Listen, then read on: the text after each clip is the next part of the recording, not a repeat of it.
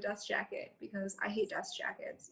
But it is A Secret to Be Buried. It's the diary and life of Emily Hawley Gillespie, and it's 1858 to 1888.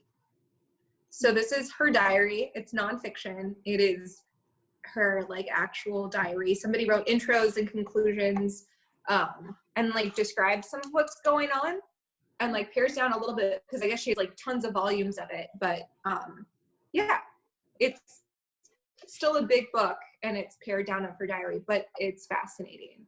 So it's about this woman, Emily. What, Madeline? Okay, I have a question. Sorry. Yeah. No, this is embarrassing. I forgot my question because you kind of froze. So then I had a thought, but then you talked, and then I'm sorry. Oh no. Okay, I remember it. Okay, is it her children who are like who did the intro and outro, or I mean her grandchildren, or like who actually published the book? Was it? It was actually a professor at the University of Iowa.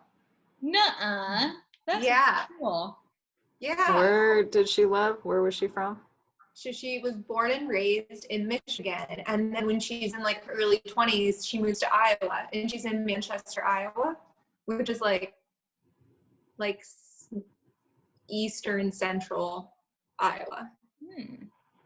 So she's there for like the rest of her life, and she wrote like almost every day, and she has these like huge volumes of books, and I guess they were donated to the University of Iowa Library by her daughter. And the professor there like came across them and been reading them, and then she turned them into this book, which is awesome. Really cool. Yeah, it is. The professor, I think, is more into like gender studies, and so she turns like the intro and stuff more that direction, which isn't like my thing, but that's not like a majority of the book. So you don't have to be like into that.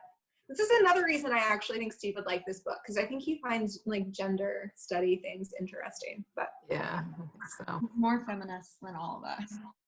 Right? But it's just, there's like a couple main takeaways.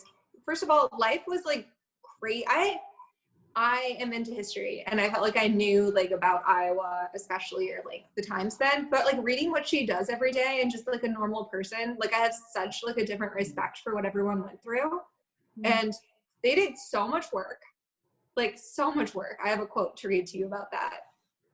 Death was like very common and almost like accepted just because like people died all the time. The dating rituals were weird and like very like informal. Like it was almost like, yeah, you need to get married. So she's this young girl in her 20s, right? And a neighbor boy would stop over and be like, you know, Emily, you're really pretty. I've always liked you. We should get married. And she'd be like, you know what, Tom? Like, you're a good guy, but we're just friends. But I heard that Sarah down the road likes you. And he's like, okay. And then she'd find out, like, through the grapevine, that Tom and Sarah got married, like, a week later. Oh, my goodness. But she did this multiple times. She'd turn these guys down, and she's like, you know, it's really cute, but I know so-and-so likes you, so you should ask her instead. That reminds me of that show that we're watching. Bridgerton? Yeah, Bridgerton. How everything is just like very like dating, the whole dating scene is so different. Yeah. That's how it was in like Gone with the Wind and War and Peace. They were all like that, kind of. It's like, it's fascinating, and it's also, I almost enjoy how simple it is, because it's like you find someone, like, and you decide you're going to marry them, right? But then you get married like the next day, or at most like a week later, and it's not a big deal. She talks about how her wedding dress cost $5, and like life, and there were two people there. It was her uncle who she was living with at the time, and like her cousin, and like that's like it. It's like not a big deal. I mean, it is a big deal, but it's not. So she ended up saying yes to someone who stopped by? Finally. She meets him later. But yeah, she finally says yes to someone. She got proposed to like 20 times though. Jeez. Yeah. And I think the other thing that was interesting that I forgot in like reading this is like I started taking her word as fact. And then towards the end, I'm like, why are these, like, it gets kind of weird. Or she'll talk about these people who are mad at her for no reason. And eventually I'm like, Emily's just like everyone else, right? Like, she's telling her side of the story, and she's sweet and innocent, but I don't think she really is. Like, yeah. But I feel like if you're going to be honest anywhere, it's in a diary. Yeah. But she doesn't especially in the fighting with her husband, like they argue, and she like portrays it as she did nothing wrong. Like all of a sudden he just flies off the handle. And then I guess her daughter started writing diaries too at the same time. And the person who wrote this book compared them and is like, nah, like we look at some of the arguments and look at her daughter's diary and it's like, mom like insulted farmers today and then dad got pissed off. Okay, Emily. But anyway, real quick, I want to tell you guys to give you an example of how much work these people do. Okay, are you ready? Yeah. It's now between 4 and 5 p.m. Done with all my morning's work, scoured the kitchen floor, did not have much time to sew. I have just done my work for the afternoon till supper time. Made bread, ironed 4 dresses, and made 2 aprons. Am quite tired. I will lay aside my writing till evening and read in the magazine. Read some good stories. After the supper work's done, called to Mrs. Nelson's. Came back, read an article in the paper aloud to Uncle. He can't hear well today. Quite good, pleasant, very pleasant evening. That's like her day. She made 2 aprons. That would take me like 2 days to make one. No. That's And she made meals for everybody. She talks about like spinning her own wool and then making her own cloth sometimes too. And she makes clothes for the whole family. It's just insane. Does she work? Does she have like crops and stuff too? Does she help with that, or would you say that's mainly men work back then? So it's interesting because she does poultry. So she raises turkeys. That's like her big thing. And her husband does. There's a big debate in their family as to if milking is the husband's job or the wife's job, but Emily views it as like his work, and the community thinks it's wife's work.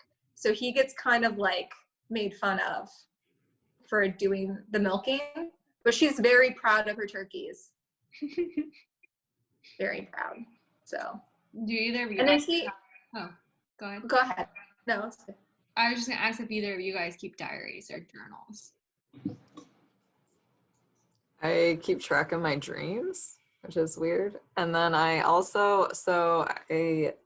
started doing this thing when we started reading so much where I keep a journal.